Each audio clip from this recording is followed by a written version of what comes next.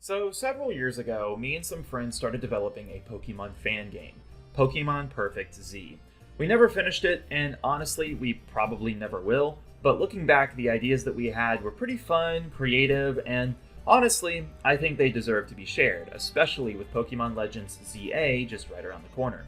So today, I want to walk you through what could have been our dream version of Kalos, complete with new characters, new Pokemon forms, returning mechanics, and a whole lot of side post-game content.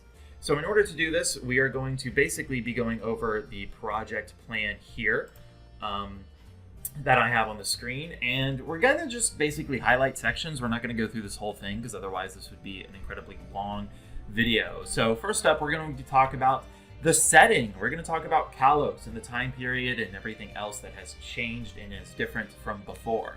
So yes, you do return to Kalos, just like it was in Pokemon X and Y in the original games. However, in Pokemon Perfect Z, it would have been both an AU, so an alternate universe take on the events of XY, as well as like a pseudo-sequel. So it would have taken place about 10 years after the events of the original XY. So like Callum and Serena still would have gone on their journey. They would have became champion, all that jazz, right? But nothing with Team Flare would have happened. It just would have been like a regular thing. The characters are aged up, so Trevor, Shauna, Clement, Bonnie, all these characters are aged up. And yeah, so it's both an AU and like a sequel-esque take, right? So some other things that have changed would be the region itself. We can jump to the region map that we have. So as you'll see on the screen here, red are where the numbered gyms are, yellow are locations that have moved, and orange indicates a new, different, or changed route. So here, I mean, you will still start in Vanderbilt town or city, just as I guess you normally do. Santaloon is where the first gym will be, which isn't any different than the original games. Lumios will then take you all the way west, where Route 5 to Camphor Town has been disassembled and blocked off. So you have to just continue all the way west to get to the connecting cave off of Route 7 and then to Sillage City. And then Geosinge Town is the second gym, and then you'll notice you'll have to go all the way back past Lumios to Dindamil Town, where the third gym is, and then back over west to Chalor for the fourth gym, Lumios for fifth, going up north to Lavere for sixth, Ambrett's Town for seventh, and then Anastar for eighth. And then the Pokemon League still being past Snowbell Town as well. So yeah, that's what is different with the region. The only other thing that's kind of noticeably changed are Sky Battles. We couldn't decide if we wanted to keep them or remove them. We decided ultimately on keeping them and using them for a gym battle. We thought that would be fun and it would force the player to indicate some sort of team building challenge and whatnot. The only Pokemon that would have been allowed, obviously, were either Pokemon that were flying type or Pokemon that had Levitate. Had we not added or not kept Sky Battles, we would have replaced it with a new weather condition that would have benefited flying type Pokemon. Something similar to Tailwind, essentially, while removing or giving them some other kind of like buffs as well against rock or ice types, essentially.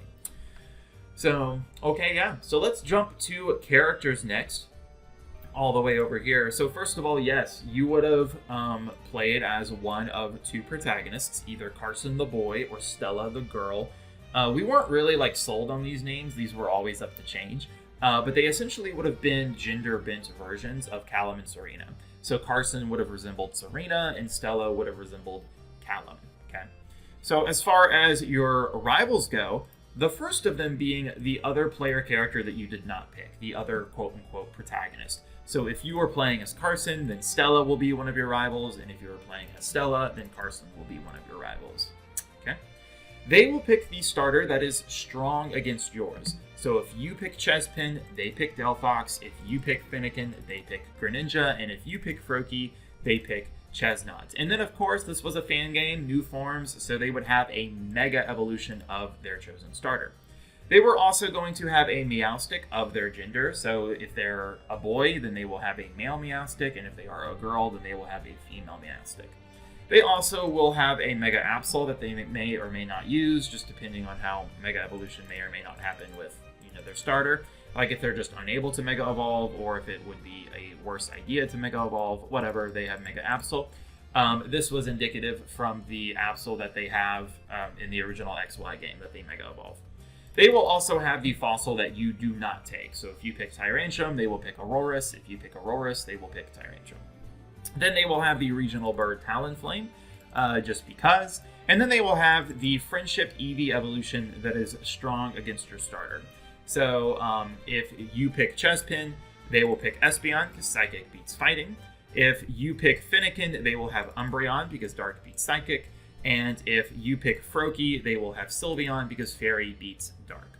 And yes, I am aware that Fairy also beats Chespin, but this was the best way that I knew how to kind of counter that as well. So you'll battle them pretty often after gyms 2, 4, 6, and 8, right? And then at the end of Victory Road. Your next rival is going to be Bonnie, Clement's sister. So although she had been traveling before, she's now finally old enough to travel on her own, but she needs a rival, of course. So she picks on you from time to time. She's going to pick the starter that is weak to yours. So if you pick Chespin, she picks Greninja. If you pick Fennekin, she picks Chesnaught. And if you pick Froakie, she picks Delphox. The rest of her team is kind of just inspired by her appearance in Pokemon XYZ, the anime. So she will have a Dedenne, a shiny female Trevenant, a Goodra, a Diggersby, and then after the story events in the post-game, she will obtain 50% Zygarde. You will battle her mostly before every other gym challenge, so gyms 1, 3, 5, and 7, and then at the beginning of Victory Road. So she wants to test her strength basically against you, not just like your strength as like a Pokemon trainer, but as a person as well. Bonnie's whole arc throughout the game would have been her not knowing what she wanted to do. If she wanted to follow in her brother's footsteps, if she wanted to basically be the professor's assistant, if she wanted to do the gym leader in Elite Four challenge, she just didn't know what she wanted to do. And so that kind of comes to fruition mostly through the post game revolving around Zygarde. Last up, your last third and final rival is none other than Alon from the anime. So a strong and mysterious trainer you find throughout the Kalos region. You don't know much about him, but he's easy to spot with that scarf of his. He always leaves a trail of defeated trainers wherever he goes. You will battle him only a couple times, I believe it was twice, throughout the journey. So you know he is taking on the gym challenges as you are. So sometime around Gym 4, you will battle him. You will have 3 Pokemon, being Charizard, Malamar, and Unfezant. This is a mix between the team that he has in Pokemon Journeys and also the Unfezant, the Malamar that he has in Journeys, and then the Unfezant that he has in the original XYZ anime. So, spoiler warning, Alon is also the champion. So in a very similar manner to how Blue defeats Lance in the original Red, Blue, and Green games, and Leaf Green and Fire Red, Alon assumes the champion role moments before you battle Diantha.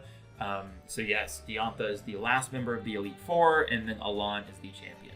His team is Mega Charizard X, Chesnaught, Malamar, Tyranitar, Metagross, and Unfezant. So this was essentially a mix of his 2 teams, again, from XYZ, the anime, and also Journeys. So Charizard X, Chesnaught, and Malamar coming from Journeys, Tyranitar, Metagross, and Unfezant coming from XYZ, the anime. We were considering him giving like unique Pokemon to this fan game because we have some regional forms and stuff too. And yeah, I don't know if we would have ever changed it. We probably would have because I'm not the biggest fan of Unfezant being here. And then yeah, the Chesnaught is a little strange because like, what if, you are the other rival? I mean, because all 3, Bonnie, Stella, and you, the main character, would be having them as well. So I don't know. We might have changed this, but... All right, next up is the Professor. The Professor this time is actually Trevor. Trevor grows up and takes over for Professor Sycamore, right? And so as far as what he wants to primarily research, because every professor has like a thing that they're into. Professor Oak is the Pokédex, Professor Elm is Pokemon breeding, Birch is habitats, Rowan is evolution, and so on. Professor Trevor was actually trying to figure that out. So when we get to the plot, we will talk about that as well.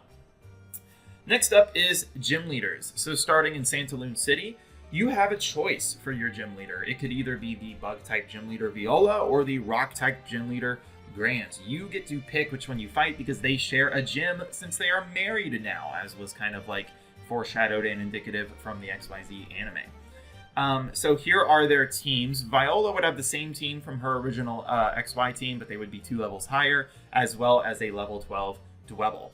As far as Grant would have the same team from XY, both being at level 14, also with a level 12 Dwebble.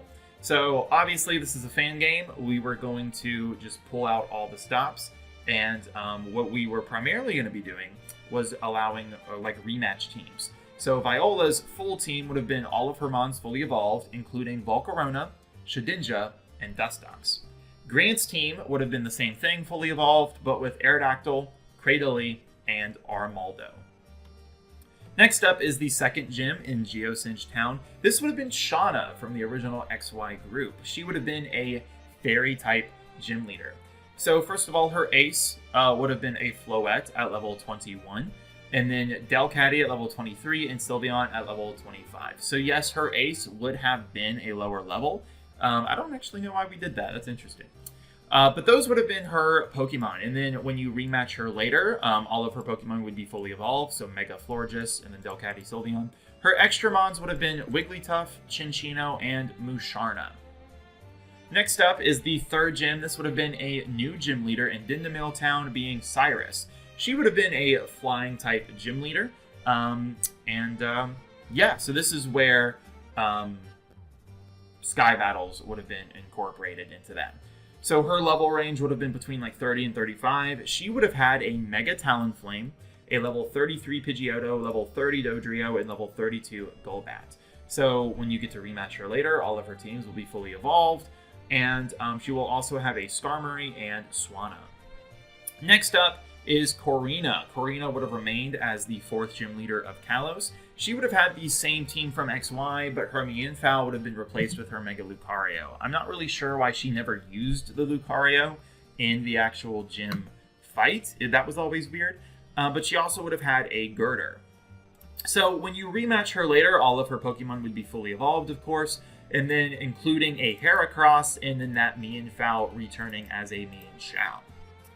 Next up in Lumio City is Clement, right? So Clement would have been the 5th gym leader. He would have had the same team from XY, but including Luxray and Mega Heliolisk. When you rematch him later, all of his Pokemon would be fully evolved, including an Ampharos and a Rotom. Next up is another new gym leader. This would have been Yurei, who is the Hex Maniac girl from X and Y that haunts the player. This would have been her. So she is the 6th gym leader, Ghost-type gym leader, and yeah, so her team would have been Mega Gengar, Trevenant, Chandelure, Colossian Hatterene, and a Doublade carrying an Eviolite. When you rematch her later, with the exclusion of Doublade, all of her Pokemon would be fully evolved, and she would also have a Dusknoir. Next up, for the 7th gym, this actually would have been a really interesting gym leader. This would have been none other than Paul from the anime. So upon arriving at Paul's gym, you learn that he isn't there. He's actually at the local Ace Trainer Clubhouse, an establishment for the local Ace trainers in the area. Paul is seen as the best trainer here and runs it alongside the gym. So in order to progress through him and to challenge him and to get him to return to the gym, you have to clear out several of the Ace trainers in the clubhouse. When you do battle him, his team was going to consist of Mega Electivire, Torterra, Magmortar, and then any combination of the following Pokemon. We weren't really sure which ones we wanted to do, so this was just kind of up in the air. So we could have given him an Ursaring, an Aggron, a Pangoro, or a Colossian Nidoking. And of course, we will talk about these regional forms here in a minute. Your last and final gym leader would have been located in Anastar Town, and this would have been none other than Professor Sycamore. So Professor Sycamore specializes in Mega Pokemon. So whereas Paul just kind of represented like balanced or like a competitive composition team as opposed to a type. Sycamore represents Mega Evolution. So the majority of his Pokemon will Mega Evolve. That's right. You will have to fight more than just one Mega in this gym battle. So first of all, he will sport whatever Kalos starter is strong against yours, and it will be Mega. Then he will also Mega Evolve one of the Kanto starters if it is the same type as your starter. So if you have a Chestnut, he will Mega Evolve Venusaur. If you have a Delphox, he will Mega Evolve Charizard. And if you have Greninja, he will Mega Evolve Blastoise. Then he will also have a Garchomp, which is a reference to the fact that he is from Sinnoh originally and has a Garchomp in the anime. And a Go-Goat, which was kind of the poster child for XY when the game was first being commercialized and stuff back in 2013. So those are all of the gym leaders. Next up, we are going to do the Elite Four. So the Elite Four this time would be ordered instead of you choosing your path and which one you wanted to fight. So first up is Emma. Emma is the girl from the post game in the original XY that works with Looker. She is now very much a skilled Pokemon trainer, so skilled that she got a spot on the Elite Four. So her team would have been Crobat, Malamar, Jellicent, Volcarona, Persian, and Mega Mawile. She would have also had an Esper as her partner Pokemon that just hangs around, but she would not use it in battle. Next up is Seabold. Seabold uses the same team from X and Y, but with Mega Barbicle. And then he also would have included a Lapras and Vaporeon on his team. Next up is Wickstrom. Wickstrom also would have used the same team from XY, but with Mega Aegislash. He also would have included Aggron and the new convergent species for Onix that we had. And then lastly of the Elite Four is Diantha, which just uses the same team from her X and Y champion team. And then, of course, we have Alon, who we've already gone over as champion. All right, next up is for the evil team, and this is going to be the last little bit for the characters. So, Lysander and Malva now lead the team. They're not necessarily married, but a romantic relationship is definitely implied. Malva's team would have included Mega Female Pyroar, Chandelure, Houndoom, Mandibuzz, Stunktank, and Talonflame. Lysander's team would have been Mega Male Pyroar, Gyarados, Houndoom, Honchkrow, Drapion, and Pangoro. And then as far as the Flare team members, like the Grunts and the Scientists and the Admins, we're going to go over those next. And their team does differ depending on what gym location you're at. So like gyms 1 through 4, gyms 4 through 8, and if they are double battles and whatnot as well. So, starting with male Grunts between gyms 1 through 4, they would have had Houndour, Murkrow, or Stunky, and then those Pokemon would have been fully evolved for later if need be. Between Gym 4 through 8, they would have had Houndoom, Honchkrow, Stunktank using those 3 in doubles, but when you fought them one-on-one, they would have also had 5 Pokemon, including Toxicroak and Bisharp. Female Grunts would have had Houndour, Vullaby, and Skorupi, and then fully evolved Houndoom, Mandibuzz, Drapion using those 3 in doubles, and then additionally would have had Liepard and Arbok if you fought them individually. The Scientists would have had Magnemite, Klink, and Magmar, fully evolving these later into Magneton, King Clank, and Magmortar, and then when you using those 3 in doubles, and then when you fight them individually, including Muck and Garbodor. Admin Celosia, when you fight her in between gyms 1 through 4, her team would have included Electrike and Drapion, using those 2 in doubles, and then Slugu and NK between gyms 1 through 4. Between gyms 4 through 8, her team would have included Manectric, Drapion, and Goodra, using those 3 in doubles, and then having a Malamar as her last Pokemon. Admin Byrony, between gyms 1 through 4, would have had a Purloin, Bisharp, and Dual Blade, using those 3 in doubles, and then having an additional Pumpkaboo when fighting her by herself. Admin Byrony, between gyms 4 through 8, would have had Liepard, Bisharp, and Dual Blade with the Eviolite, using those 3 in doubles, and then evolving her Pumpkaboo into Gourgeist. Admin Mabel would have had Houndour, Weavile, Skrelp, using those 3 in doubles, fully evolving them later with a Spritzee evolving into an Aromatisse. Admin Eliana, between gyms 1 through 4, would have had a Poochyena, Druddigon, and Esper, using those 3 in doubles, and then a Swirlix when fighting her individually, fully evolving these Pokemon into Mightyena, Druddigon, and Meowstic for doubles, and then having an additional Slurpuff when fighting her individually. So yeah, that's everything for the characters. Let's move on into the Pokemon, new forms and gimmicks and everything like that. So, Mega Evolutions, we were going to Mega Evolve all of the starters. So Meganium would have been Grass Fairy, Typhlosion Fire Ground, and Feraligatr Water Dark. I'm not really a fan of Feraligatr always being Water Dragon, so I gave it the Dark type instead. Sinnoh starters, Torterra would have been Grass Rock, Infernape would have remained Fire Fighting, and Apollyon would have also remained Water Steel. Unova starters, Serperior, we were kind of debating on giving Serperior the dual poison typing. It does get a couple of poison moves as it evolves, and we just thought that that might work. So if it wasn't going to remain a grass type, then it would have taken on the grass poison typing as well. Emboar would have changed into Fire Dark, representing more of like a Ganon from the Legend of Zelda series, and Samurott would have gotten on its two hind legs, being standing, and evolving into a water fighting type.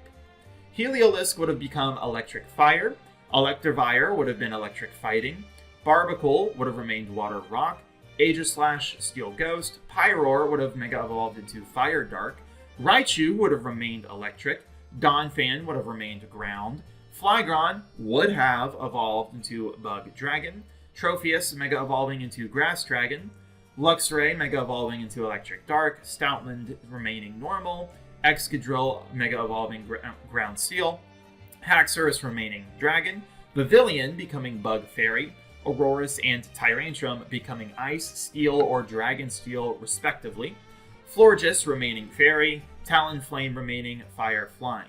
And then some post-game specific Mega Evolutions we were also going to include would have been Milotic becoming Water Fairy, Dunsparce becoming Normal Dragon, and Slaking becoming Normal Fighting.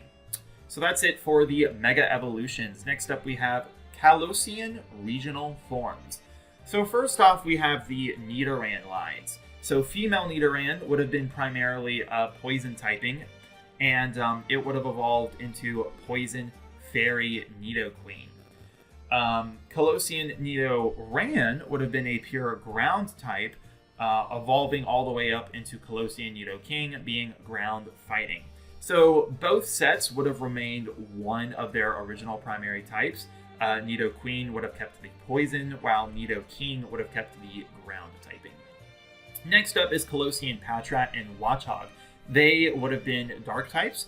These Pokemon were ported to the Kalos region as guards to serve and protect people from thieves or corrupt Pokemon alike. However, over time, some of these Pokemon were mistreated and took on a darker form, blending themselves to become the very thing that they pledged to serve and protect from.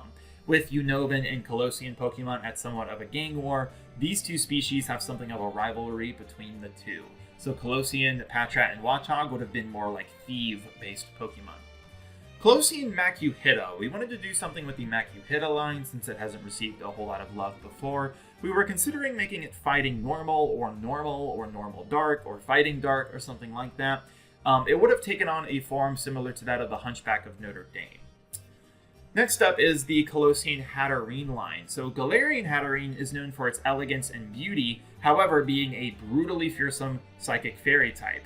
In Kalos, however, this Hatterene takes on a kinder nature, assisting Pokemon that traverse from the world of the living to the realm of the dead. That's why it would have been Ghost and Dark. Last up is Kalosian Druddigon. This would have been a rock and dragon type Pokemon. In Kalos, Druddigon have been used to scare off evil spirits. Most people would keep them mounted outside at night, hiding anywhere on their houses or mansions. Over time, Druddigon became a lot more rugged and a part of the night, so much so that they take on a rock typing. So Druddigon here would have represented like gargoyles, essentially. Next up are Kalosian Regional Evolutions. So in a very similar sense to how Galarian Linoone can evolve into Obstagoon, some of these Pokemon would have evolved only in Kalos or by Kalos regional variants. So some of these were like community-based Pokemon, so I'll just kind of name them. First up was going to be an evolution to Glameow. This would have been called Purpretty, being a normal fairy type. We also would have changed Purugly to be normal dark. Next up is Noctomedes. This would have been a psychic flying Pokemon evolution to the evolution of Noctowl. Next up, some other really popular community fan-made Pokemon, Fakemon. were Cavpint, which is a pre-evolution of Mixtank and Tauros, and then pre-evolutions and actual evolutions for both Zangoose and Seviper as well. Next up would have been the Kalosian regional evolution to Makuhita. This would have either been just Kalosian Hariyama, or it would have had its own like unique name and species. We just weren't really sure how to make this one work, right? We didn't know if we wanted it to be normal fighting, or dark fighting, or normal dark, or just fighting, or whatever else. But yes, it would have been an evolution to Kalosian Makuhita. Next up, we would have done a convergent species, very similar to like Wugtrio or Toedscruel, as akin to the Kanto versions of Dugtrio and Tentacruel and stuff like that too. So this would have been I believe it's called Gouvry. It's basically like a wyvern in French mythology, but we would have turned it into a sand dune. So that's essentially what this version of Onyx and Steelix was supposed to be. It was going to be a poison type and then adding steel later. So like poison ground evolving into poison steel with the Steelix, or whatever equivalent evolution of Steelix it would have had. So other than that, other native regional forms would have been able to been found in Kalos as well. So both like Alolan and Cantonian, Raticates, Ninetales, Galarian Rapidash, Kanto, Rapidash, Galarian Farfetch'd, Kanto, Farfetch'd, all of the regional forms from before would have been included as well, like even the Hisuian ones like Basculegion and Zoroark and stuff like that too. So yeah. Other than that, the only other changes we made were like to types. So I guess I'll cover this real quick. Celebi would have been Grass Fairy, Happiny would have been Fairy, Musharna would have been Fairy Psychic, Chinchino would have been Fairy Normal, and then Purugly would have been Normal Dark, as I mentioned before. Some removed and reverted typings we were going to change. The Jigglypuff line would have gone back to normal. It would not keep its Fairy typing, and then we would have also removed Fairy from Mr. Mime as well. Other than that, yeah, that's it. So next up, I want to talk about the plot, but before I do, let me just set the stage for you real quick. So the story follows the conflict of progression and preservation. It acts as a medium to tell the tale surrounding Central Kalos' lust for progression and temporary highs at the cost of genuine beauty. So there are a couple videos where this guy, who I really like, I like his content, I'm in his Discord server. His name is Tam Valley Productions. He made a couple videos several years back, just kind of talking about how he would have redone the plot of Pokemon X and Y. So I highly recommend these videos. Please go watch them, give him some love, because these were really good, and they were a huge inspiration for this fan game as well. So the general gist of it is that Team Flare continues to challenge the notion that Kalos is losing its beauty and what it means to be Kalos in two different primary ways, right? So first of all, there just would have been general filth and disgust. Disgusting and abandoned towns and routes, lowly criminals ruining the lives of average people, the average people not doing their share to clean or support Kalos. The average person is just honestly too lazy and would rather pretend that the issues and problems around them just did not exist, and instead they would just go quote-unquote play celebrity. So that's one thing that's contributing to just general filth and disgust in Kalos. The other being technological advancements in the new power plant. So the new power plant is drawing on more resources and is kind of ruining the natural beauty of Kalos. It's just ruining multiple environmental habitats around Kalos, which kind of contributes to some of the regional forms that we saw, particularly in Nidoking. So, yeah. Then these themes are kind of reflected through your discussion with some of the gym leaders and the Pokemon variants, again, that you'll see. Unlike in the vanilla X and Y game, you will actually get to see this genuine effect on the discussion that Team Flare has with Kalos. So, yeah, I mean, that's kind of it as far as the plot goes. I mean, there's a lot more like niche stuff and story events and whatnot, but I'm not going to bore you with all of that. Yeah, so let's just kind of get into the post-game content. So there would have been some post-game areas that you would have been able to have access to. The first one being the Morta Prez Resort. So this would have been a post-game mini region akin to the Fire Red and Leaf Green Sebi Islands. This would have been located in the southern mountains of Kalos. You can't fly in and out of this area. Instead, you would need to take the train to and fro Lumio Station with the TMV Pass. It has a total of 3 towns that form a triangular connection. In the middle of the triangle is the Pokemon World Tournament Dome.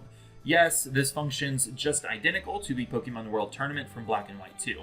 It has all of the Kalos gym leaders and Elite Four members of this game, as well as the original vanilla XY gym leaders and Elite Four from the original games as well.